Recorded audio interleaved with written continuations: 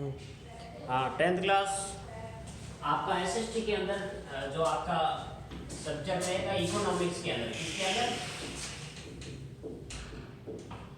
Economy के अंदर, ठीक है ना। ये यूनिट नंबर विकास वाला आपके जो रिवीजन के रूप में हो गया फर्स्ट वाला, ठीक है। आज अपन सेकेंड यूनिट है जिसका नाम है भारतीय अर्थव्यवस्था के क्षेत्र। क्या नाम है? यूनिट नंबर आपके 2 है जिसका नाम है भारतीय अर्थव्यवस्था के क्षेत्र, यानी भारत की अर्थव्यवस्था है उसको बढ़ाने में किन किन क्षेत्रों का योगदान रहता है, भारत की अर्थव्यवस्था किन किन क्षेत्रों से मिलकर के उस सम्मिलित रूप से काम करती है, उसको कौन कौन से क्षेत्र का योगदान रहता है, उन क्षेत्रों के बारे में अपन पढ़ेंगे। यानी भारतीय अर्थव्यवस्था के क्षेत्र यानी कौन कौन सी आर्थिक गतिविधियां हैं जिनसे भारतीय अर्थव्यवस्था को आगे बढ़ाने में उसका भूमिका रहती है, ठीक है ना। आर्थिक गतिविधियां पढ़ते हैं। सबसे पहले आर्थिक गतिविधियां क्या होती है? अर्थव्यवस्था में मुख्य मुद्दा आर्थिक गतिविधियां ही होती है। आर्थिक गतिविधि मतलब ऐसी क्रियाएं जिसमें ऐसी गतिविधि या ऐसी क्रियाएं जिसमें लोगों को जीवन यापन करने के लिए जिनको करने या जिनके द्वारा जीवन यापन के लिए आय की प्राप्ति होती है, ऐसे क्रियाकलाप या ऐसे गतिविधि का ऐसी गतिविधि जिनको करने से लोगों के जीवन यापन के लिए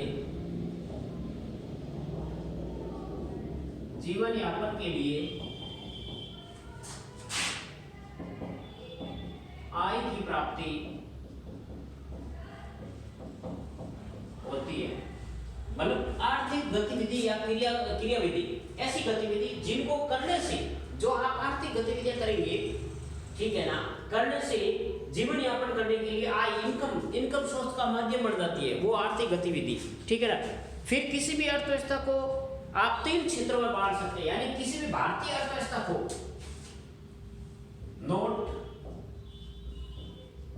भारतीय अर्थव्यवस्था को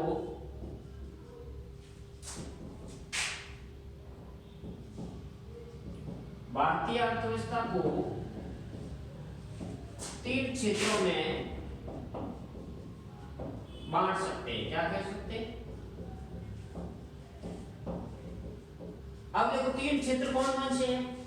अर्थव्यवस्था के आपके क्षेत्र है, यानी सेक्टर में कितने सेक्टर में बांट सकते हैं? 3 क्षेत्र में। प्राथमिक क्षेत्र,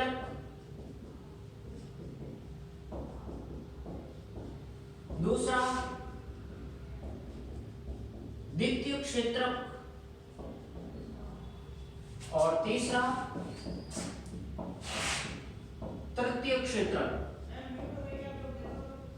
अब देखिए अर्थव्यवस्था को आप 3 क्षेत्रों में बांट सकते हैं, प्राथमिक, द्वितीय और तृतीय। अब देखो आपको बेसिकली बात की जाए तो प्राथमिक क्षेत्र क्या होता है? इस प्राथमिक क्षेत्र के अंदर वो अर्थव्यवस्था आती है, वो क्षेत्र आते हैं, वो सेक्टर आते हैं अर्थव्यवस्था का, जिसमें जैसे कृषि है, खनन है, जिन वस्तुओं का उत्पादन प्रकृति से वास्तविक रूप में प्राकृतिक रूप से होता है, तो वो प्राथमिक सेक्टर में आ गए। फिर है ना द्वितीय सेक्टर है, इसमें वो वस्तुएं आती है जिनमें प्राथमिक क्षेत्र का जो वस्तु है, जो कच्चा माल के रूप में जो भी इसके प्रोडक्ट है, जो प्राथमिक क्षेत्र के जो वस्तुएं हैं, ठीक है ना, इनका जो द्वितीय क्षेत्र में कच्चा माल भी निर्माण के लिए आता है, जैसे फैक्ट्री है, कल कारखाने हैं। जैसे आप एग्जांपल की बात की जाए दूसरे में, ठीक है, सेकंड वाले में, जैसे गन्ने से शुगर का बनना, गन्ने से शक्कर उद्योग, आप कह सकते हैं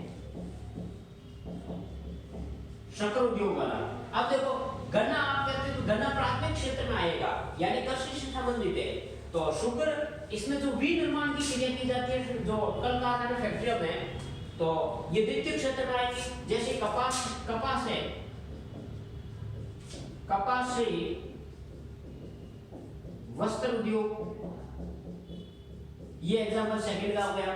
यानी कपास है, ये कृषि का कच्चा माल जब फैक्ट्री में आएगा तब आपका वस्तु निर्माण का मैन्युफैक्चरिंग होगा, तो ये द्वितीय क्षेत्र में आ गया। तृतीय क्षेत्र में हम बात की जाए, ठीक है ना, इसमें कौन कौन सा आते हैं? तृतीय क्षेत्र में वो आते हैं, वो क्षेत्र उसमें सम्मिलित किए जाते हैं जिसमें जैसे आपके सेवाएं हैं, कंज्यूमर ज्यादातर उपभोक्ता है, बैंकिंग सेवाएं हैं, ठीक है ना, जिनसे इनको इन क्षेत्र का मतलब इसमें तालमेल रहता है, ठीक है। तृतीय क्षेत्र में बैंकिंग है, वित्तीय है, बहुत सारे क्षेत्र इसमें सम्मिलित किया जाता है, जैसे कंज्यूमर है, उपभोक्ता है, मार्केटिंग है, ठीक है, उस वस्तु की उत्पादकता क्या है, उस वस्तु की गुणवत्ता क्या है, ये आपके तृतीय क्षेत्र में आएंगे, ठीक है ना। तो अपन इसको अलग अलग रूप में पढ़ते हैं, ठीक है ना। तो पहला प्राथमिक क्षेत्र पढ़ लेते हैं। तो पहले कौन सा पढ़ता है? प्राथमिक क्षेत्र।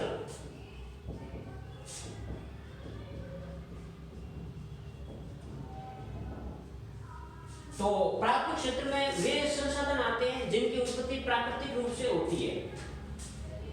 इस क्षेत्र में वे संसाधन आते हैं जिनकी उत्पत्ति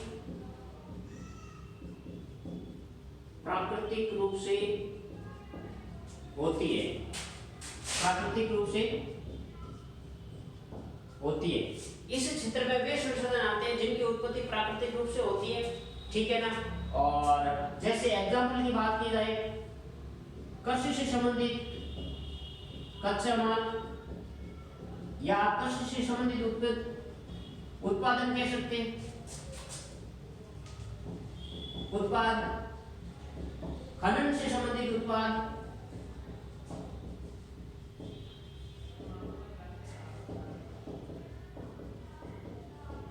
ठीक है ना। अब आपने कृषि से संबंधित तो ये एग्जाम्पल पढ़ लिए, यानी गन्ने से शुक्र उद्योग या गुड़ उद्योग कहते हैं, ठीक है। कपास से आप वस्त्र उद्योग। अब जैसे कि खनन में आपको जैसे सीमेंट वाला है, तो इस सीमेंट को बनाने के लिए, उसका विनिर्माण मैन्युफैक्चर करने के लिए, इसके लिए कच्चा माल किसकी जरूरत पड़ेगी? चूना पत्थर है, किसकी? चूना पत्थर,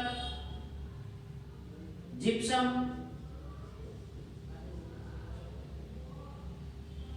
किसकी? जिप्सम की,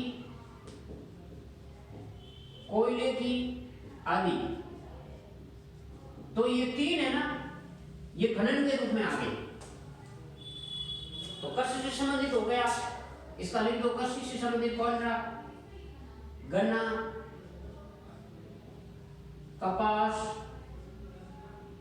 अनाज, चावल, दालें, चावल लिख दो, ये कृषि से संबंधित है। यानी इन कच्चा माल जो प्रोडक्ट होगा, फिर इसका ये प्राकृतिक क्षेत्र में आ गए। यानी प्राकृतिक रूप से वो संसाधन जिनकी प्राकृतिक रूप से उत्पत्ति होती है या उत्पादन होता है, कृषि एवं कृषि से संबंधित उत्पाद एवं खनन के जो चूना पत्थर है, ये तीनों मिलेंगे। कौन से? चूना पत्थर, जिप्सम और कोयला, तब जाके किसका निर्माण होगा? सीमेंट का। किसका? सीमेंट वाला। अब आगे पढ़ते हैं द्वितीय क्षेत्र। अगला पढ़ते हैं सेकंड वाला क्षेत्र।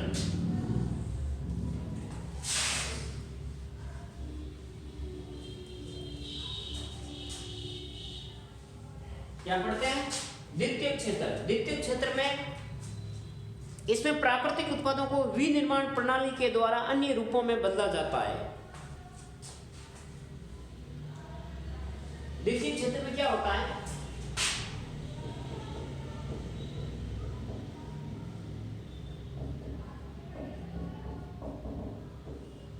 इसमें प्राकृतिक उत्पादों को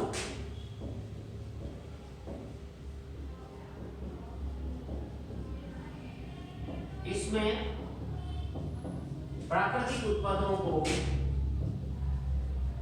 विनिर्माण की प्रक्रिया द्वारा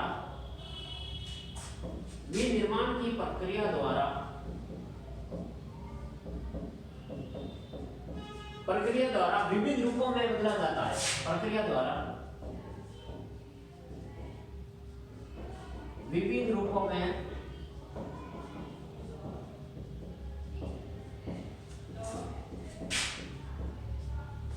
विनिर्माण की प्रक्रिया इसके द्वारा विभिन्न रूपों में बदला जाता है। जैसे कृषि के अलग अलग प्रोडक्ट हैं, उसको अलग अलग रूपों में बदलना है, ठीक है। लोहे इस्पात उद्योग, ऑटोमोबाइल्स है, ये इसमें आते हैं।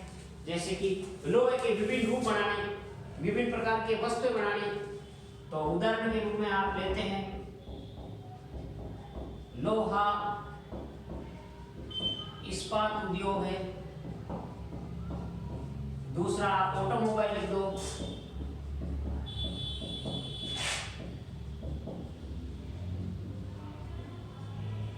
ठीक है ना। यानी प्राकृतिक जो प्राथमिक क्षेत्र के जो उत्पादक है, इसको इसमें काम में लिए जाते हैं, उनको काम में लेकर के विनिर्माण की प्रक्रिया के द्वारा भिन्न भिन्न रूपों में बदला जाता है। अब है तृतीय क्षेत्र,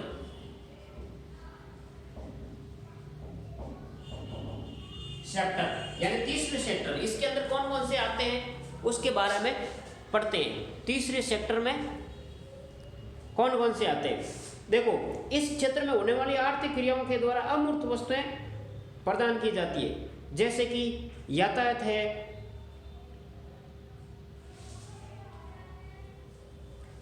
मतलब अमूर्त,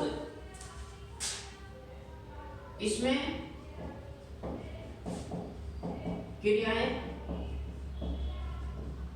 अमूर्त रूप में होती है।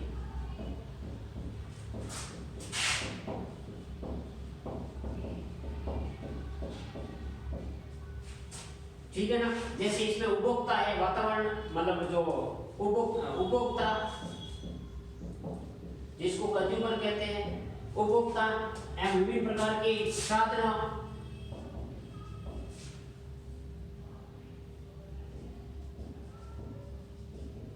विभिन्न यातायात,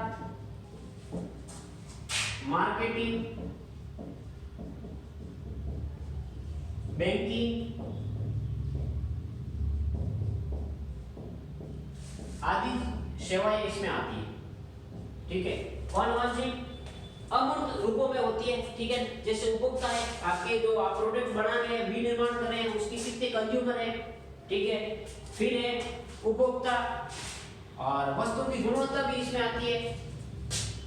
उपभोक्ता एक लिख दीजिए, वस्तु की गुणवत्ता, वस्तु की गुणवत्ता, विभिन्न यातायात, मार्केटिंग, बैंकिंग, ये इसमें आती है तृतीय क्षेत्र में। यानी आप जो विनिर्माण के द्वारा कोई भी प्रोडक्ट का उत्पादन करते हैं, तो उसकी मार्केटिंग में उसकी वैल्यू क्या है। जो भी अच्छा प्रोडक्ट विनिर्माण करेंगे तो उसकी मार्केटिंग अच्छी होगी। फिर अब देखें इन क्षेत्रों को, अब देखो ये एक क्षेत्र दो भागों में बांटते हैं। इनका स्वामित्व के आधार पर क्षेत्रों को दो भागों में बांटते हैं, ठीक है। स्वामित्व के आधार पर, स्वामित्व के आधार पर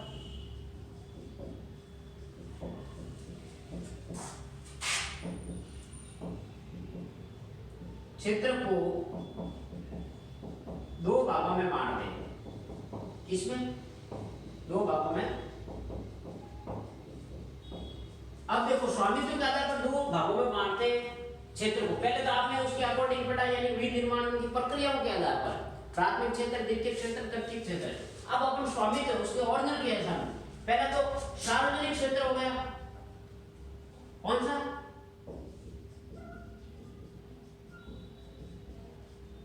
सार्वजनिक क्षेत्र या सेक्टर कह दो। अब देखो सार्वजनिक क्षेत्र के अंदर उनकी सभी परिसंपत्तियों पर, अधिकांश परिसंपत्तियों पर किसका स्वामित्व होता है? सरकार का। किसका? सार्वजनिक, यानी सभी परिसंपत्तियों पर।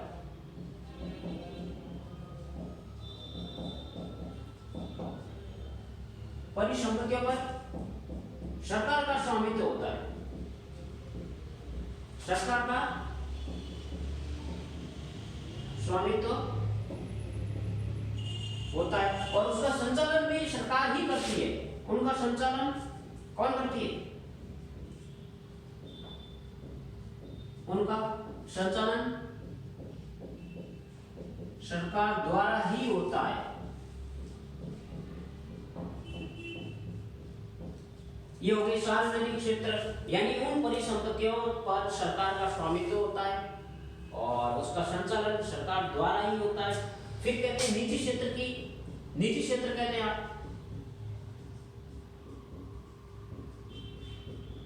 यानी इस क्षेत्र पर एक विशेष व्यक्ति का या एक समुदाय का, एक कमेटी का, एक कंपनी का अधिकार होता है। देखो इस क्षेत्र में इसकी परिसंपत्तियों पर, इसकी परिसंपत्तियों पर ये विशेष व्यक्ति, विशेष व्यक्ति या कंपनी का स्वामित्व होता है। ठीक है ना, कंपनी का स्वामित्व होता है। निजी क्षेत्र या तो कोई व्यक्ति उसका हो गया, उन सेवाओं का मालिक, या उसका वो कंपनी हो गई। ठीक है,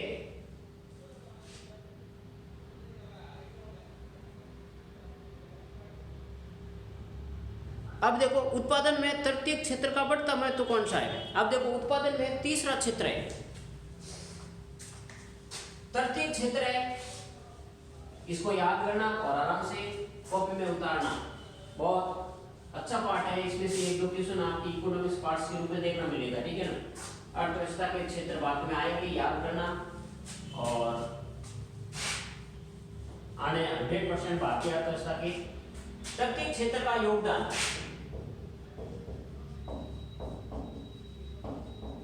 तृतीय क्षेत्र का योगदान पढ़ते हैं। अब देखो भारत के अंदर आने वाले जो 10, 15, 20, 25 वर्षों में क्या क्या विकास हुआ है।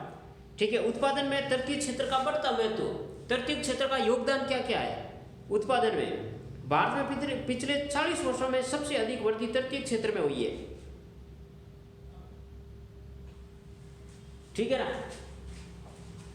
तृतीय क्षेत्र का योगदान किसमें, उत्पादन में लिख दो, है ना, उत्पादन में। अब देखो भारत में पिछले 40 वर्षों में देखा इस उत्पादन का क्षेत्र का बहुत ज्यादा योगदान रहा, तृतीय क्षेत्र का, तृतीय क्षेत्र का उत्पादन का बहुत अच्छा योगदान रहा, बहुत अच्छा योगदान रहा।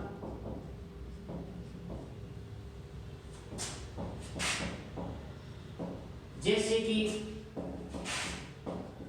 यातायात की सुविधा में, किसकी,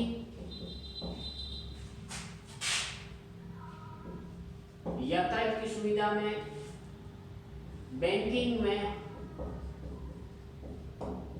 ठीक है, और उसके भंडारण में, उनके प्रबंधन में,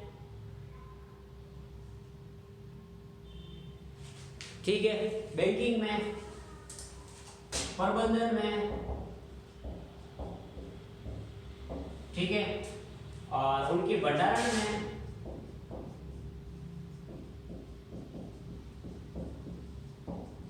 उनको स्टोरेज और समुचित मार्केटिंग में,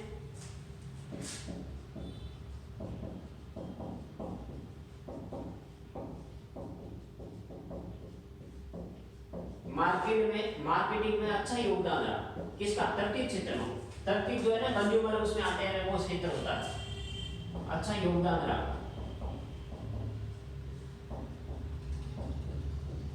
ये हो गया आपके तृतीय क्षेत्र का क्या क्या है। और देखो तीनों क्षेत्र के उसमें तुलनात्मक रूप में बात की जाए तो तृतीय क्षेत्र का सबसे ज्यादा योगदान होता है तीसरे क्षेत्र का। ठीक है ना, अब देखो बेरोजगारी के बारे में पढ़ते हैं, ये क्षेत्र हो गया। अब अगला टॉपिक आता है भारतीय अर्थव्यवस्था में एक बेरोजगारी शब्द।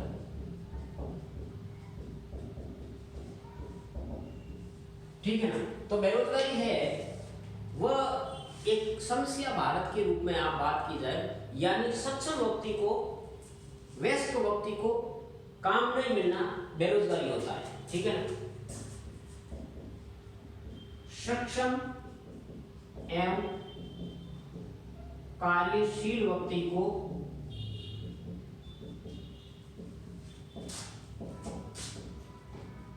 काम नहीं मिलना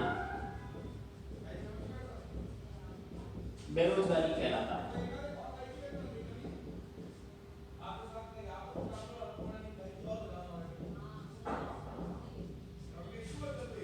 बेरोजगारी क्या लेते हैं? पहले है अल्प बेरोजगारी।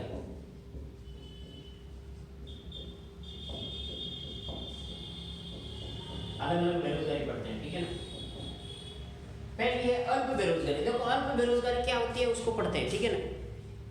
जब किसी काम में जितने लोगों की जरूरत हो उससे ज्यादा लोग काम में लगे हैं ना, तो उसको आप अल्प बेरोजगारी कह सकते हैं, ठीक है ना। जब किसी काम में जितने लोगों की जरूरत है उससे ज्यादा लोग काम पर हो, यानी जब किसी काम में कम लोगों की जरूरत हो, कम लोगों की जरूरत हो, उससे ज्यादा लोग काम में लगे हैं, उससे ज्यादा लोग काम पर लगे हैं, उसे अल्प या चुपी या प्रश्न बेरोजगारी कहते हैं। क्या कहते हैं? अल्प, दूसरा नाम चुपी या प्रश्न बेरोजगारी कहते हैं। बेरोजगारी कहते हैं, यानी काम में कम लोगों की जरूरत है। जब किसी काम में कम लोगों की जरूरत से उससे ज्यादा लोग काम पर लगे हैं तो आप उसको क्या कह सकते हैं? अल्प, चुपी या प्रश्न बेरोजगारी। इसका आप उदाहरण की बात करें, उदाहरण में लेते हैं इसको। कृषि क्षेत्र में, कृषि क्षेत्र में विद्यमान बेरोजगारी। कृषि क्षेत्र में इस प्रकार की बेरोजगारी होती है, कौन सी? जो विद्यमान बेरोजगारी। अब देखो कृषि के क्षेत्र में कितने भी लोग हो गए ना, उसका उत्पादन पर कोई फर्क नहीं पड़ता है, उसके प्रोडक्शन पर कोई फर्क नहीं पड़ता है। चाहे 10 लोग काम करेंगे तो भी उसका उत्पादन वही होगा, और 5 लोग मिलकर काम करेंगे तो वही होगा। तो ये होगी आपकी अल्प बेरोजगारी। तो किस क्षेत्र में होती है?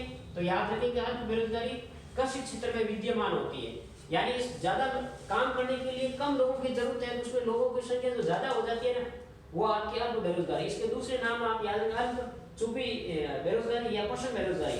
अब दूसरी बेरोजगारी पढ़ते हैं, उसका नाम है शिक्षित बेरोजगारी। क्या कहते हैं? शिक्षित यानी पढ़े लिखे युवक को रोजगार नहीं मिलना। सक्षम व्यक्ति को, शिक्षित व्यक्ति को रोजगार नहीं मिलना, वो कौन सी? शिक्षित बेरोजगारी।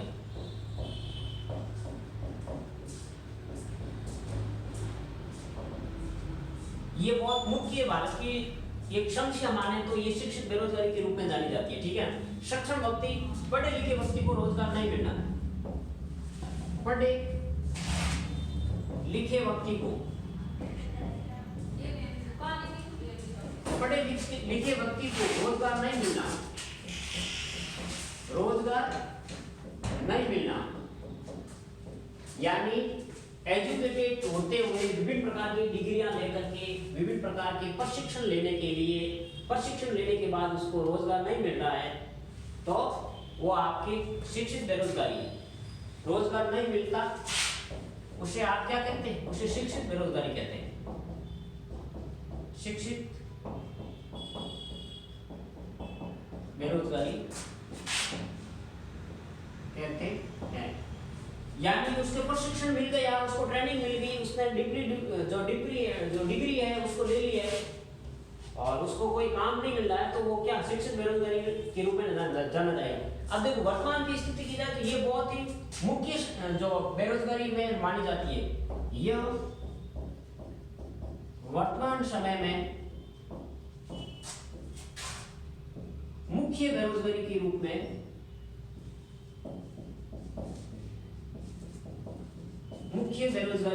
में जानी जाती है।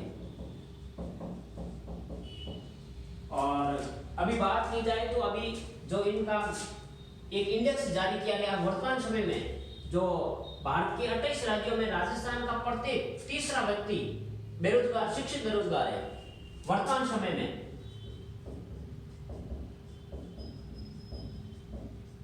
वर्तमान समय में भारत की समस्त राज्यों में से शिक्षित बेरोजगारी में हरियाणा राज्य टॉपर पे है। समस्त राज्यों में शिक्षित बेरोजगारी में कौन सा राज्य टॉपर पे है? हरियाणा। हरियाणा राज्य में ना शिक्षित बेरोजगारी बहुत है, प्रथम स्थान पर है। और अपना राजस्थान सेकंड पे है। राजस्थान अभी जो लेटेस्ट गणना हुई है, जो आंकड़े जारी किए गए हैं, उन्होंने उस आंकड़ों के अकॉर्डिंग बात की जाए तो वर्तमान समय में भारत की जो 28 राज्य और केंद्र शासित प्रदेशों की बात की जाए, उसमें शिक्षित बेरोजगारी यानी प्रशिक्षण, ट्रेनिंग, एजुकेटेड, उसमें हरियाणा प्रथम में है और अपना राजस्थान दूसरे स्थान पर। राजस्थान दूसरे स्थान पर है। यानी राजस्थान बेरोजगारी में बात की जाए, कौन सी बेरोजगारी, जो आप शिक्षित बेरोजगारी पढ़ रहे हैं, इसमें राजस्थान दूसरे स्थान पर है। यानी राजस्थान का प्रत्येक तीसरा व्यक्ति बेरोजगार है। इन आंकड़ों के अनुसार राजस्थान का प्रत्येक तीसरा व्यक्ति बेरोजगार है, शिक्षित बेरोजगार है, तीसरा व्यक्ति बेरोजगार है। ये आपने बेरोजगारी के बारे में पढ़ लिया। जो शिक्षित बेरोजगारी है भारत सरकार का बहुत मुख्य बेरोजगारी और मुख्य समस्या यही है, ठीक है ना। तो बेरोजगार तो उनको रोजगार नहीं मिलना, शिक्षित बेरोजगारी है। अब देखो इनका एक क्षेत्र आता है संगठित क्षेत्र और एक असंगठित क्षेत्र। अब जो बेरोजगारी, जो रोजगार एम्प्लॉयमेंट होते हैं ना, इसका एक तो दो क्षेत्र और पढ़ते हैं। एक तो संगठित क्षेत्र है और दूसरा असंगठित क्षेत्र पढ़ते हैं। इनके नाम से भी अपन को याद हो रहा है। संगठित मतलब ये क्या है, इनका एक यूनियन बना है, ठीक है, इनका पंजीकरण है, सरकार द्वारा पंजीकृत है।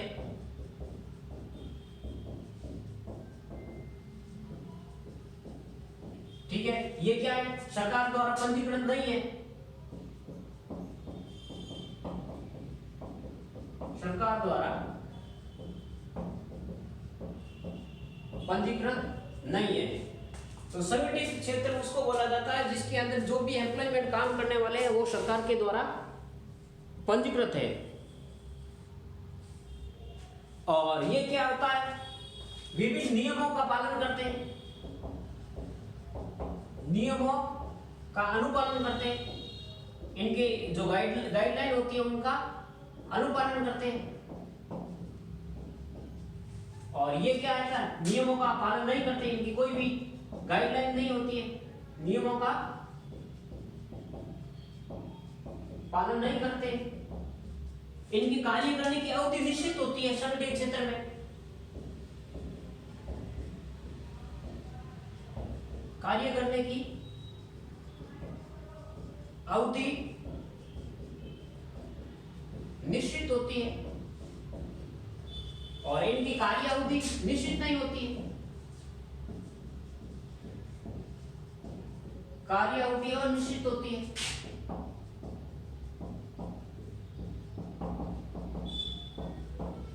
ये हो गया आपके संगठित क्षेत्र, असंगठित क्षेत्र। अब ये भारत सरकार के अंतर्गत जो ग्रामीण क्षेत्र के अंदर मुख्य योजना संचालित की जाती है जिसका नाम है राष्ट्रीय रोजगार गारंटी अधिनियम, ध्यान रखना, ये संविधान के अंदर ग्रामीण क्षेत्रों में लोगों को रोजगार देने के लिए, उनको ग्रामीण में जो बेरोजगारी है उसको खत्म करने के लिए लाई गई है, जिसका नाम है राष्ट्रीय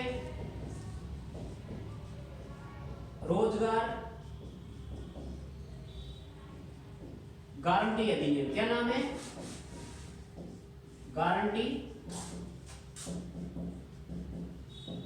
अधिनियम 2005। अब देखो, ये ग्रामीण क्षेत्र में चल रही है ये योजना, आपको ध्यान रखना क्या क्या, ग्रामीण क्षेत्र में संचालित कब से? 2005 से। 2005 से जो अधिनियम बना है संविधान में, और ग्रामीण क्षेत्र में संचालित है। 100 दिन का रोजगार दिया जाता है एक वर्ष में। इसमें क्या होता है? 100 दिन का रोजगार दिया जाता है, एक वर्ष में, यानी उनको 100 दिन का रोजगार दिया जाता है। और 2005 से चल रही है, ग्रामीण क्षेत्र की योजना है। और इसका मतलब लक्ष्य क्या है इस योजना का, ये ध्यान रखना, यानी ग्रामीण में बेरोजगारी कम करना, ग्रामीण क्षेत्रों में बेरोजगारी कम करना।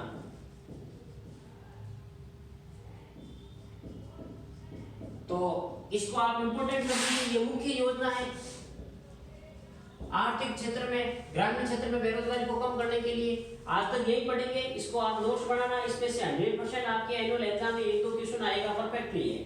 नोट्स आज की डेट के साथ नोट्स बनाएंगे। Thank you.